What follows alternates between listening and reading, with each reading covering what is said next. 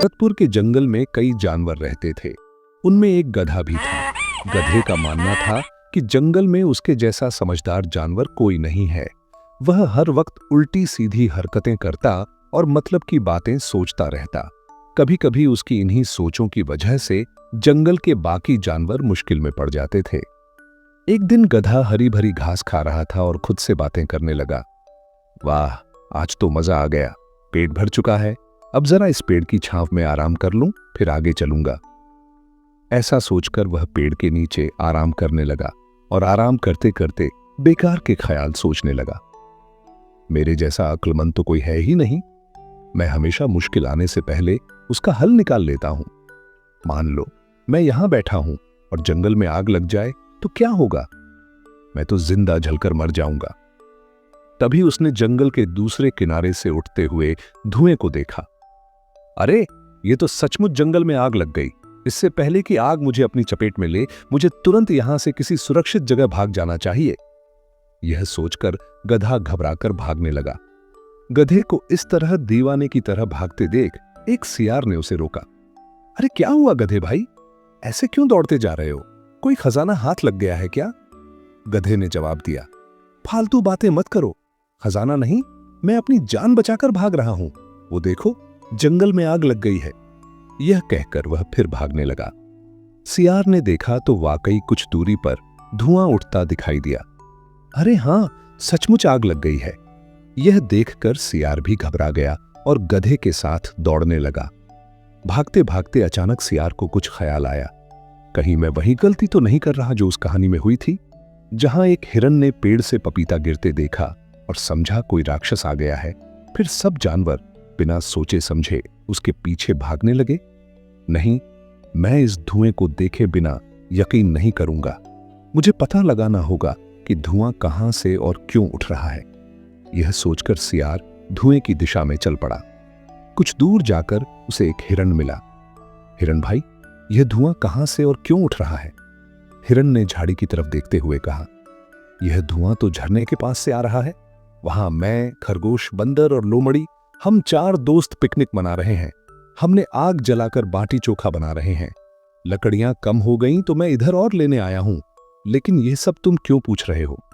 सियार ने जवाब दिया, मुझे उस धुएं से क्या मतलब हिरन भाई। वह तो अपना गधा भाई उस धुएं को देखकर घबरा गया। उसे लगा शायद जंगल में आग लग गई है। वह अपनी जान बचाने के लिए दौड़ रहा है। अब तक न जाने कहां पहुंच चुका होगा। हिरन ने कहा, तो तुमने उसे रोका क्यों नहीं? उसे रोकना चाहिए था। उस बेवकूफ गधे ने तो एक पल के लिए मुझे भी डरा दिया था। अगर उसे नहीं रोका गया तो वह दौड़ते दौड़ते सब जानवरों में दहशत फैला देगा। सियार, तुम ठीक कहते हो हिरन भाई। हमें तुरंत उसके पीछे जाना चाहिए और सच्चाई बतानी चाहिए। दोनों जानवर उस दिशा में दौड़े जहां गधा गया था। काफी दूर जाकर उन्हें गधा दिखाई दिया। गधा दूसरे जानवरों से कह रहा था, चलो मेरे साथ चलो, जंगल छोड़ दो वरना मारे जाओगे। अगर जान बचानी है तो भागो। सियार ने ऊंची आवाज में कहा, कोई नहीं भागेगा। जंगल सुरक्षित है। यह गधा बेवकूफी की बात कर रहा है। जंगल में कहीं आग नहीं लगी। हम वहीं से आ रहे हैं। हम झरने के पास पिकनिक मना रहे थे। यह जो धुआं है वह वहीं की आग का है जिस पर हम खाना पका रहे थे। और गधे ने इसे आग समझकर बिना सोचे समझे दौड़ना शुरू कर दिया। यह सुनकर गधा शर्मिंदा हो गया। सब जानवरों ने राहत की सांस ली। एक जानवर बोला, भाई तुम्हारा यह काम काबिले तारीफ है। समय पर आकर हमें असलियत बताई, वरना हम तो मर ही गए थे डर से। गधा बोला, माफ करना दोस्तों, आज मेरी वजह से सबको परेशानी उठानी पड़ी। मुझे अपनी गलती का एहसास हो गया है। अब मैं वादा करता हूं कि बिना सच्चाई जाने कोई कदम नहीं उठाऊंगा। एक जंगल में हाथी और जंगल के राजा शेर के बीच जबरदस्त लड़ाई हो गई। यह लड़ाई महीनों तक चली और आखिरकार शेर मारा गया। शेर के मरने के बाद जंगल में कोई राजा नहीं रहा। शेर की पत्नी शेरनी अपने 2 छोटे बच्चों को लेकर खतरनाक जानवरों से छिपते हुए एक झाड़ी में रहने लगी। रात को छोटा मोटा शिकार करके बच्चों का पेट भर लेती। समय गुजरता गया। शेर के बच्चे छिप छिप कर रहते हुए बड़े होने लगे। इस तरह छिपकर रहने की वजह से वे बहुत डरपोक बन गए। यहां तक कि झाड़ी में बकरियों की सरसराहट से भी कांप जाते। माँ, मैंने झाड़ी के पास किसी जानवर की आवाज सुनी, तुरंत वहां से भाग आया, नहीं तो वह मुझ पर हमला कर देता। यह सुनकर शेरनी बहुत परेशान होती। बेटा, कुछ ही दिनों में तुम्हें जंगल की बादशाहत संभालनी है और अभी से इतने डरपोक हो। तुम्हारे पिता ने जंगल की भलाई के लिए कई लड़ाइयां लड़ी और मैदान में शहीद हुए। उनका बेटा इतना कमजोर कैसे हो सकता है? शेर का बेटा, मां, मैं डरपोक नहीं हूं। मैं खतरनाक जानवरों से बचकर अपनी हिफाजत करता हूं और यह कमजोरी नहीं, समझदारी है। समय गुजरता गया। एक दिन मां बेटा झाड़ी के पास जा रहे थे तो उन्हें सियार के बच्चे के रोने की आवाज सुनाई दी। शेरनी ने बेटे से कहा, बेटा, जाकर देखो, शायद झाड़ी में सियार के बच्चे हों। बेटा, मां, मैं अकेला कैसे जाऊं? कहीं वह मुझ पर हमला न कर दे। मां ने कहा, बेटा, मैं तुम्हारे पीछे हूं, जा, कुछ नहीं होगा।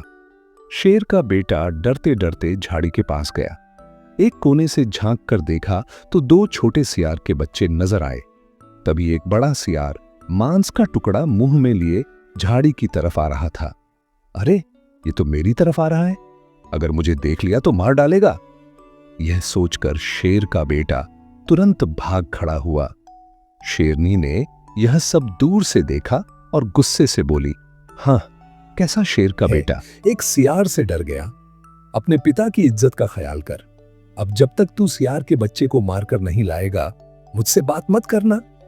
यह सुनकर सियार, जो पीछे छिपकर सब कुछ सुन रहा था, दौड़कर अपनी पत्नी के पास आया और बोला, आज रात बच्चों की हिफाजत करना, सुबह तक कुछ न कुछ उपाय सोच लेंगे। सुबह होते ही सियार के दिमाग में एक तरकीब आई। उधर शेर का बेटा भी मौका देखने लगा कि कब सियार बाहर आए ताकि वह बच्चों को मार सके। थोड़ी देर बाद सियार ने अपनी पत्नी से कहा, जो मैं कहूं वही करना। अगर चाल कामयाब रही तो शेर से हमेशा के लिए छुटकारा मिल जाएगा। सियार झाड़ी के बाहर आ गया और उसकी पत्नी ने बच्चों को जोर जोर से रुलाना शुरू कर दिया। शेर के बच्चे ने आवाज सुनी, अब सियार बाहर आएगा तब मैं उस पर हमला करूंगा।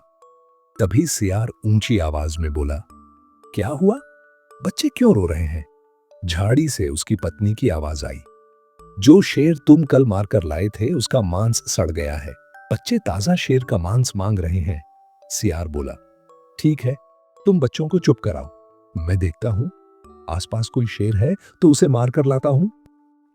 यह सुनना था कि शेर का बच्चा डर के मारे भाग खड़ा हुआ।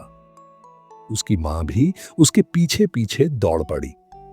वह बच्चा फिर कभी उस जंगल में वापस नहीं आया।